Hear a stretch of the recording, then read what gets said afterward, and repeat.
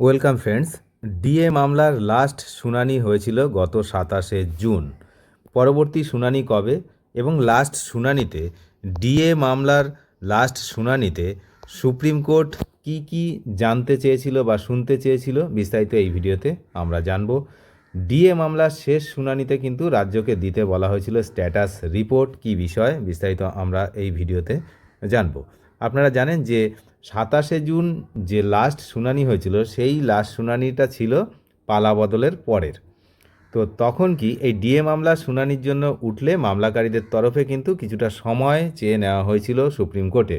কারণ বলা হয়েছিল যে যেহেতু সরকার পরিবর্তন হয়েছে, এই সরকারের যে যে ইচ্ছা এই ডিএর ব্যাপারে সেটা কি সেটা এখনও কিন্তু পরিষ্কার হয়নি, বা সেই সময়ে অন্যরকম হতে পারে। তাই হচ্ছে কিছুটা সময় কিন্তু চেয়ে নেওয়া হয়েছিল।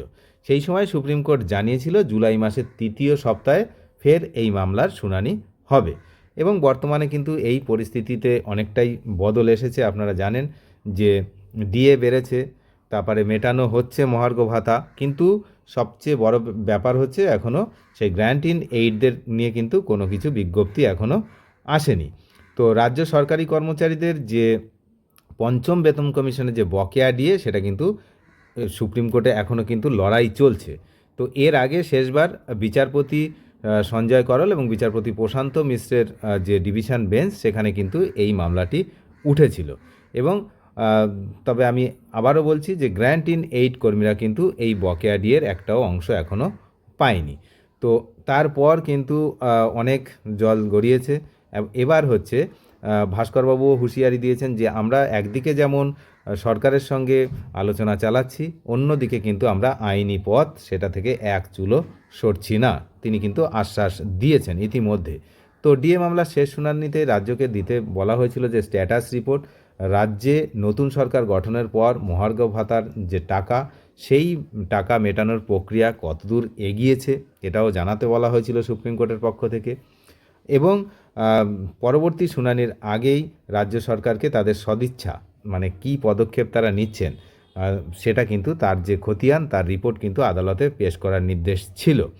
পঞ্চম বেতন কমিশনের বকেয়া ডিএ মামলায় তৎকালীন সরকার সরকারি কর্মচারীদের বকেয়া ডিএর অন্তত 25% অবিলম্বে মিটিয়ে দেওয়ার নির্দেশ দিয়েছিল সরকারকে, কিন্তু সেটা দেয়নি। আপনারা জানেন যখন লাস্টের দিকে দিচ্ছিল তারপরই হচ্ছে পালাবদল হয়ে গেল, তারপর থেকে কিন্তু আবার নতুন সরকার এসে আবার দেওয়া শুরু করলো। তবে সুপ্রিম কোর্টে যে মামলা চলছে সেটাও খুব গুরুত্বপূর্ণ।